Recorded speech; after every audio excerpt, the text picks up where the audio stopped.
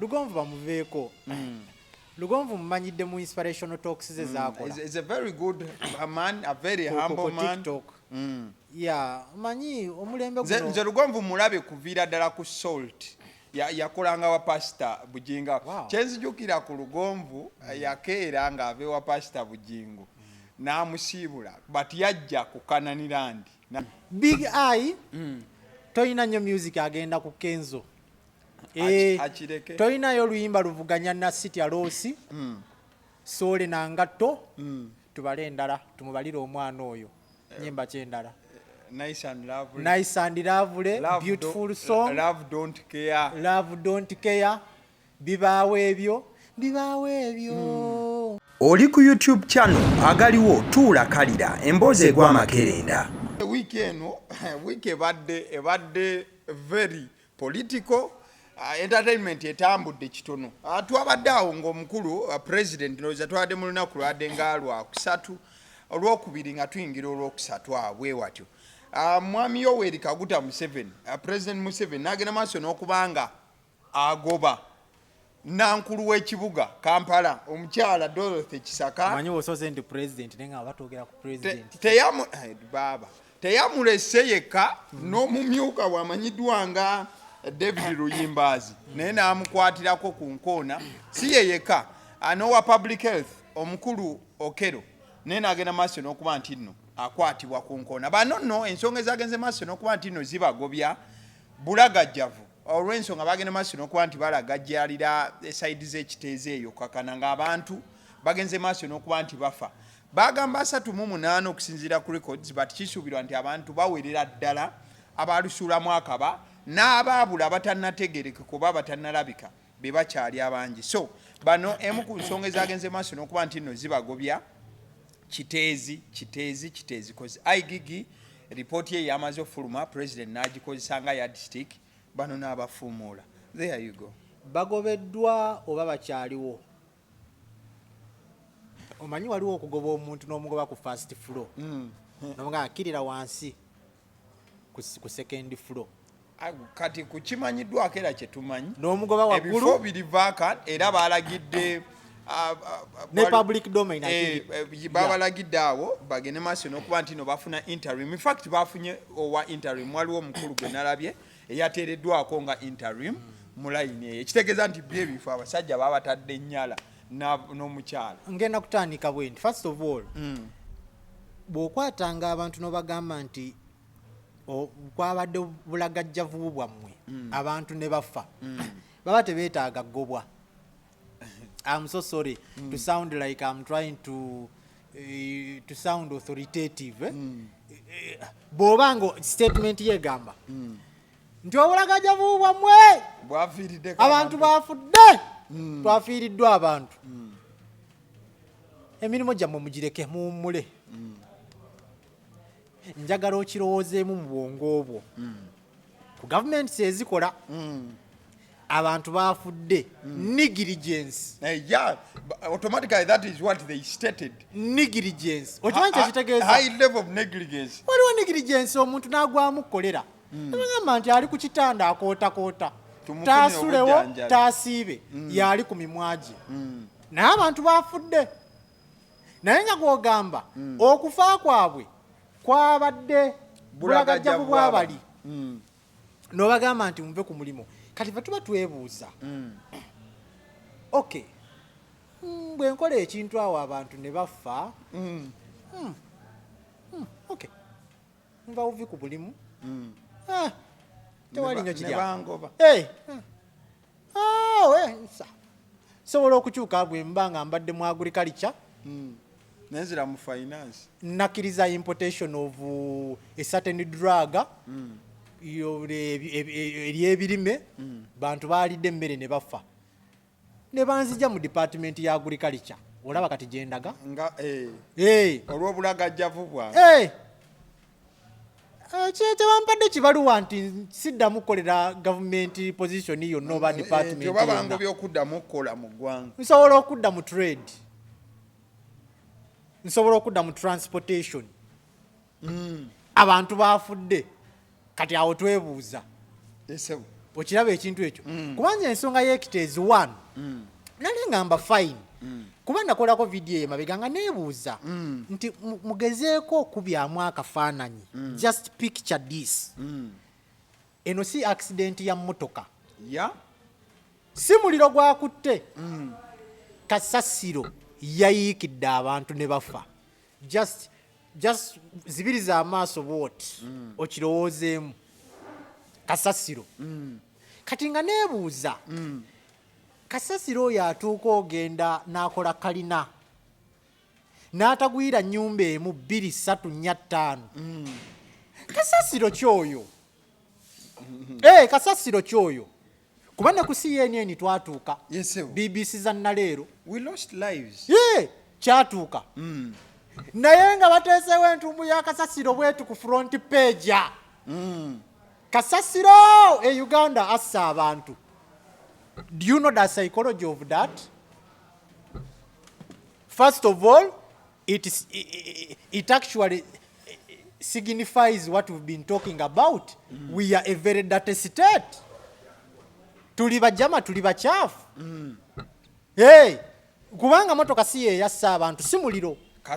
Kasasiro. Ye yabumbulu. Era oli n'akwata ekifaananyi n'ateeka kasasiro omungi bw'ati. Ku gundi. Front page. Era obanenya ki baba ali mu buyinza. Obanenya butajjaayo bantu bali awali kasasiro. Obanenya kuba nti kasasiro bamuleka n'akula n'atuuka eyo gy'ali. Oba ne batamuceekingangako nti anaatera okugwa. That is negligence. Now we are talking negligence. Where does the negligence apply? Butajjaawo bali kubanga ne Musaba yawanika statement n'engisoma ku Twitter ng'agamba nti neebuuza abantu abasenga awali kasasiro njagala kumanya be baasookawo kasasiro oba kasasiro yabasangawo. That's also another point. Era ne wekibanga either way omuntu obeera otya awali kasasiro first of all okuwunya kwokka nanti embeera kati naffe tubuuza embeera negligence yali waaki gwabanenya kubanga obanena nti negligence ekitegeeza Jennifer Musi yali mutuufu kubanga sinnabayo muntu eyali akoze evictions zisinga bungi wano nga Jennifer Musi. Ndowooza waliwo n'omwaka we yayagala okujja abantu abasula okumpi ne railway line embeera njijjukira. Ndowooza bw'aba teyabakeera 9 gwa kumakya yabakeera 10 nga bakya beebase oba oli mu kukola byambione ogenda otulawo oti ng'ebbaati teririiko ng'owulira empewo nnyingi. kati ekitegeeza bwe mumanga gavumenti eno yali enenya Jennifer Musi okutta obululu olwa evictions abasuubuzi tebatundira wano temulina kubeerawo ate noonenya bali olwa negligence kasasiro twetaaga tumanye negligence waaki kubanga bintu byennyini byoyagala ovumiyira wano mu statement ate Jennifer Musi bye yali akolako nemumukonjera omugambo ne gufuuka omugambo n'agamba owaayi lwaki siva wano. kati ab'ebbanda bwe banaafa wali olabyeko bbanda nakola statement ku bbanda awo ennyumba eri wano train ekuyita wano ku ttama naye bannange ku sipiidi gyebeera kati nali mbuuza eggwanga mumanyi mulabye accident za fuso mulabye accident za baasi mulabye accident z'obugaali wiiribalo yali esse ku muntu mwali mulabyeko accident ya train mutubuulire kubanga oli yali agezaako okubajjawo ne musigalawo kubanga tumanyi rail lines zonna okujjako zino ez'omu Japan eziri so farm nti eyita mu kizimbe wakati bweti ya ku masannyalaze ne muteekanga namu n'otagumuka na kiro nti kiki ekiyise tosuubira nayo nti accident eyinza okubeerawo tunuulira train yaffe gye tukuba ebiraka enkya neggulo nezi rails. How many meters are these people away from the rail line? Kati nabo tulinda baffe. Era nabo bwe banaafa accident God forbid sigamba bagenda kufa. Naye nga nze mbeewaliikira kuba nti seeyo ebbanga negligence mu top gundi ya railway kati bakube weba te ekifaananyi ekinene ate nga kuno train gye bateekayo eyassa abantu zeze zimu zogamba nti gaali ya mukka kuba ekyakuba omukka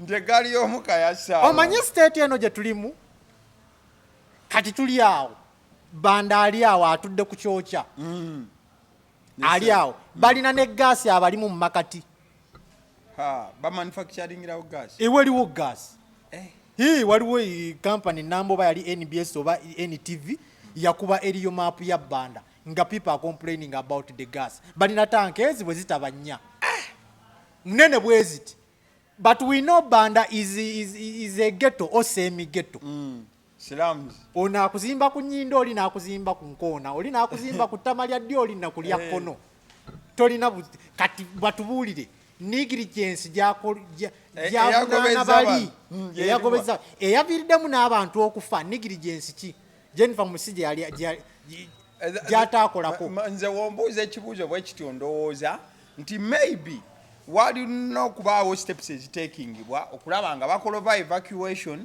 oba nga balaba engeri gye balina okulongoosaawo gundi ezo hip ne hip ez'akasasiro ne mountains of garbage ezalya teri kisinze kutta ggwanga lino nga bululu bululu and I bet tebayinza kusiba tebajja basiba of course bagenze dda naye ekintu kyafiiriddemu abantu kati eyo state gye tulimu abangi nno okuzamba tetuyinza basiba naye obululu abantu ebo okubeera eyo mu kasasiro singa Eddy ono gwe bagobye yabagamba nti baveewo could this government allow kubanga tujja batunuzaamu kamera bagambe Museveni tuyambe should have come clean in that line andigambe nze nakola omulimu gwange ova ku bya kirini fati fe tukubyamu kubibaddewo buli muntu agamba nti naye Museveni otuyambe temutugoba moto y'eggwanga erina okuva ku for God and my country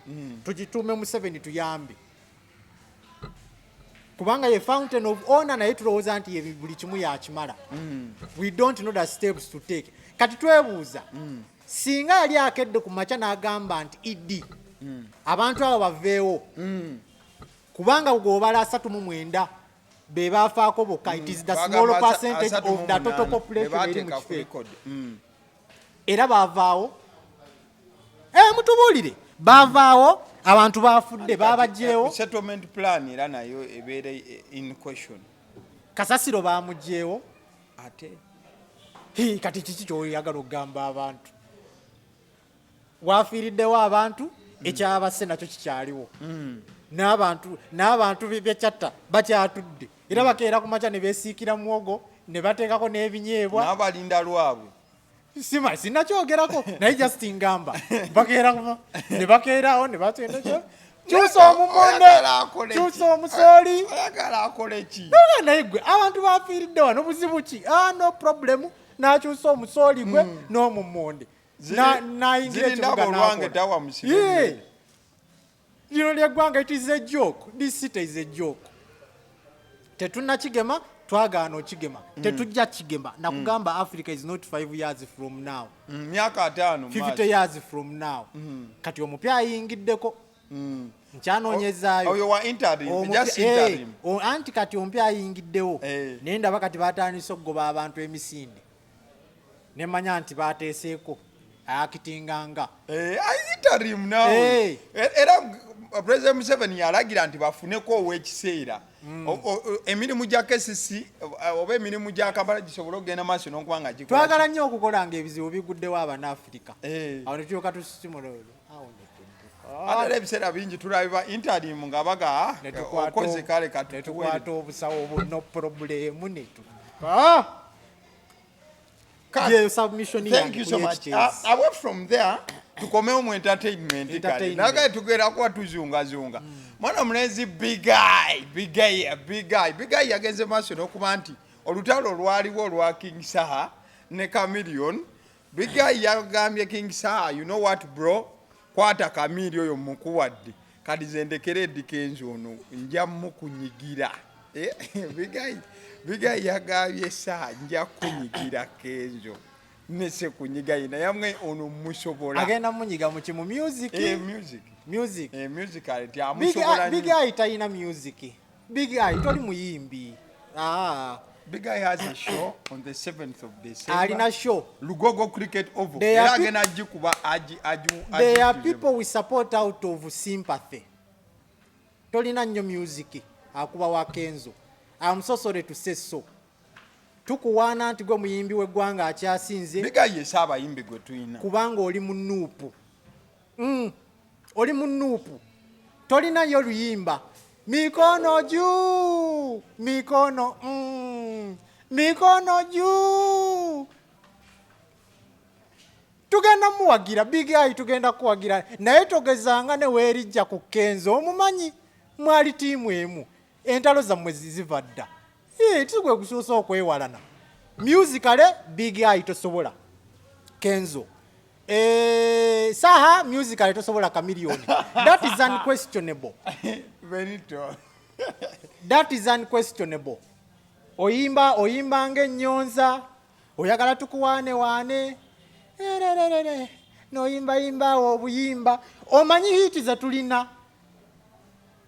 Omanyi Chameleone. Lwaki atukoze ebintu byonna ne tukolimira omwana oyo. Naye buli wafulumya oluyimba. Muluhuliriza. Mukaleete tukawulire. Sina kyakola. Do you have a timeless song in 2023? We had Forever.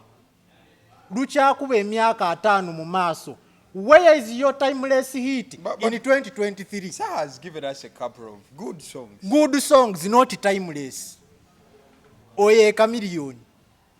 Aba abasajja abasatu.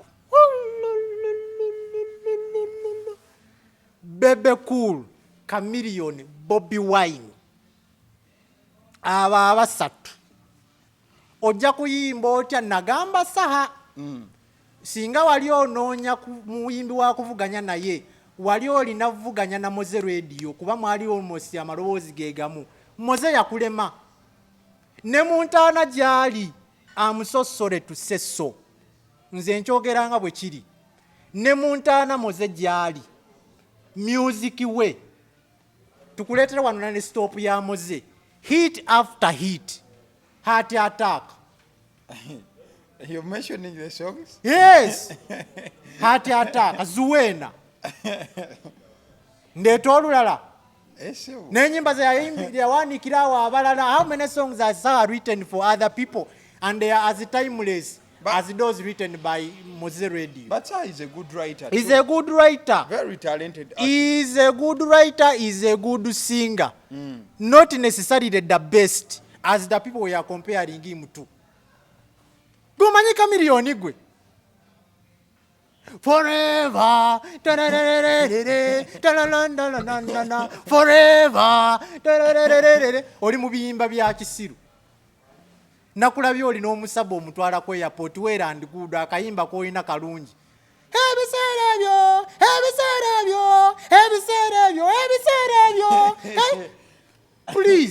Please put some respect on us. Enyimba tulina bwe tukubikulira katalogo y'ennyimba ze tulina.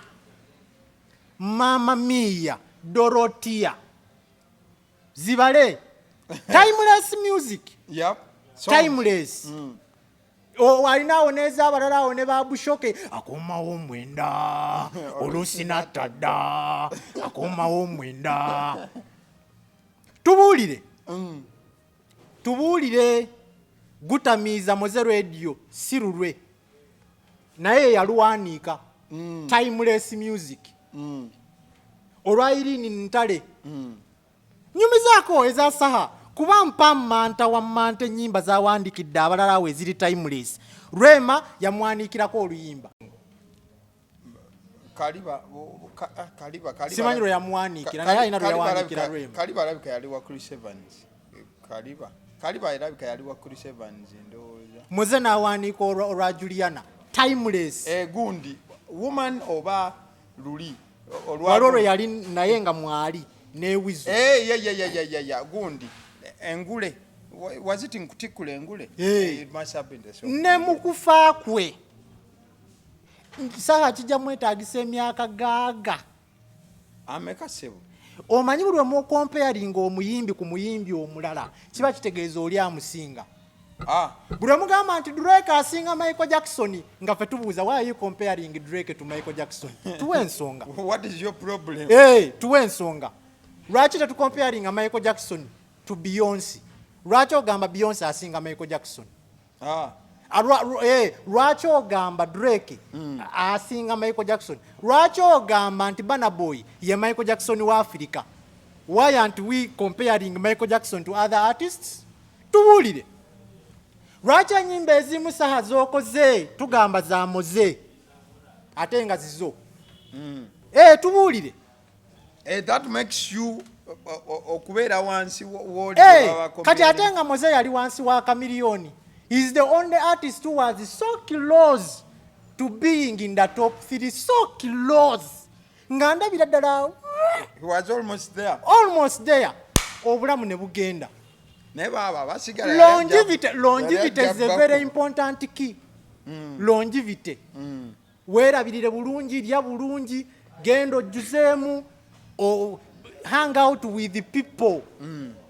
Abakuzimba si buli kaseera nti obeera mu ntalo muze kye kyamujjawo naye omwana osinga alinayo emyaka gy'emirala aga 2 ne kamiliyoni akitestifyinga oyo omwana kaali kajja mukuba gwali muliro gwe nnyini muze yali ati abantu aba 2 Daudi Lutalo akyaliwo n'atya ne King Moze where is Saha's name kubanga Yesaha yali backup artist wa kamiliyoni nebserebe bambi Saha yali ali mu kuzimba career yali azimba career lwaki tamugambanga konti ansinga okuyimba oba yali anaatera okunsinga ebiseera ebyo nze nsuulira Saha tawulo lwa nsonga Saha ebiseera ebyo yali ali ku luguudo oluzimba kati tasobola kuba nti yali asobola obeera mentioned anywhere ku basajja ebiseera ebyo no kamiliyoni wa mentioningira Moze radio nga Saha already ahitinze market alina very many timeless songs and beautiful songs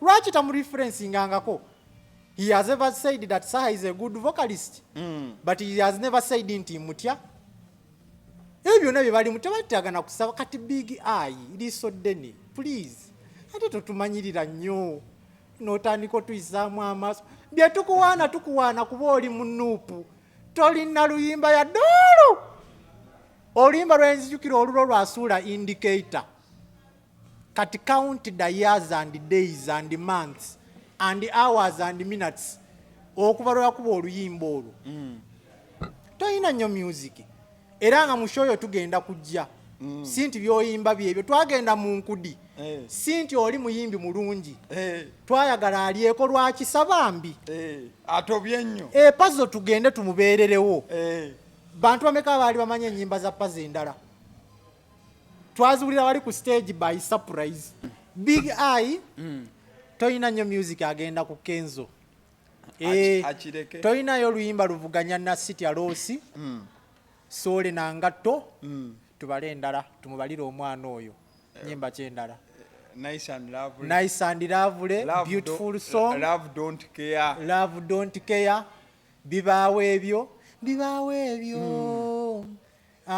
ainane kali biwobe waliwo ke yakuba biwobe you know Kenzo has a song lwali lwa struggle naye ayina yatukaga takyaluyimba embeere bayise etya abaganda bange nze munnange mpulira bubi oluyimba luli awo lwa dakika 5 baluyita biwoobe in fact baluyita biwoobe system volongoto Eddy Kenzo has a lot of songs. Please Big Eye njagala nkubalireyo ennyimba zo 5 zikyambuze Big Eye mubalire ki luyimba kino Big Eye ayina obuyimba ayina sura indicator okusookera lwaki ako kotanikiddeko omanyi buli wobala ennyimba z'omuyimbi n'otandikira ku luyimba lwe yatandikirako nti ice cream manya talinaawo nnyo okiraba ekintu ekyo abeera talinaawo nnyo zibale tuyina sura indicator oluzeemu omulundi ogwokubiri oyagala mubali sura indicator gweoyagala okubala enfunda eziwera please genda mu maaso ayina mikono juu omanyawo ennyimba z'obuusaawo ekisaganda kyennyimba kiri enyimba weziri awo ssebo bala physically fit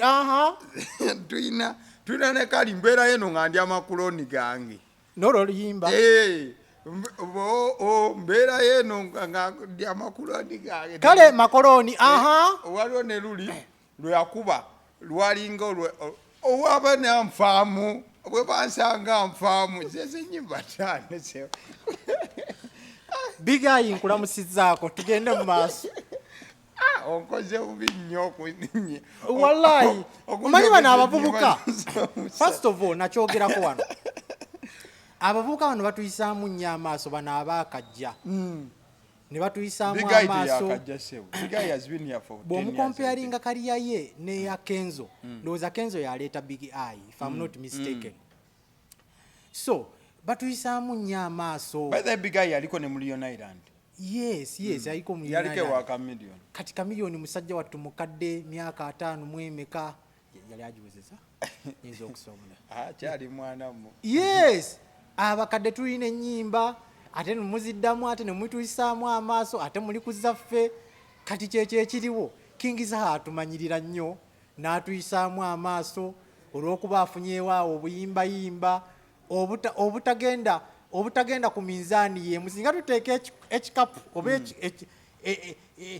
ekiveera ky'ennyimba za Chameleon ku right ateeka eno ezizo saha eno minzaani ekola mu kizibu buno ne bugwa eri kale sebo kale wetubanga tuvuddeko awo wiiki eno akyemanyi obeera nnyo ku mutimbagano abaana badde tebatandise okubika Lugonvu mwana wa taata mwana wa maama Lugonvu buzibu ki obumuli Lugonvu abadde ne sajjale za mirundi ena eno yadde sajjale ye yakuna mwaka gwe gumu oba asi mwaka gwe gumu but emyaka gino nga wezigize gitambula kwana omwaka oguwedde if I'm not mistaken Lugonvu era yali ku kiso so guno gwadde mulundi nga gwakuna ng'era ali yagenda for sajjale naye waliwo abavubuka okwo abeenoonyeza ebyabo so bakola akatambi katambudde nnyo ng'omukulu bamubika naye nga just Lugonvu mugonvu mukko gyali ewaka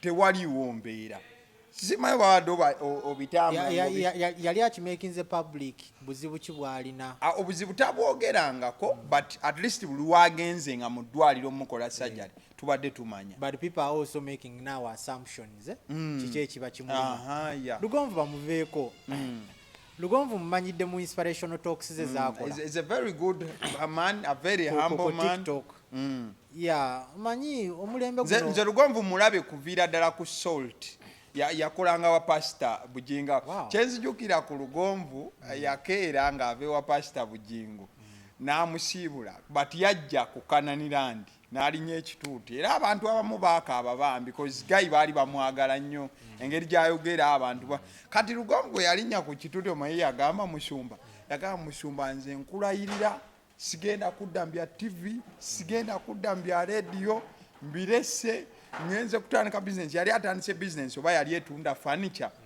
nanga nze ngenze business waita wiki bbiri nga Lugonvu ali ku BBS television Roze abama one nawo tebesigika kigambo kya akyaliyo no ku BBS era yannyuka bamusiibula ndozo mwaka oguwedde ogwo nga gunaatera awo wakati awo yasiibulira n'agamba Obuganda mbuweerezaako kyembuweereza is now a director yazimba essomero ayina essomero somewhere nayo baaliguddewo musajja ali mu real estate then negundi neseba abaana badde bamwefumbyemu ndowooza mbadde nsaba nti Lugonvu tumuwe PCA tetumwogerako nnyo na wano Mugonvu bwe bamuleke ajja bamuleke siraba nnyo kikyamu kimuliko kyakoze timuyinza okumuddako awo nemubika n'okuba nti batambulizaako emboozi zaabwe mulembe guno sigutegeera baana b'ennaku tetukyakuba ku kibooko mulembe guli twakubanga embooko tumala gasasamaza bantu away from Lugonvu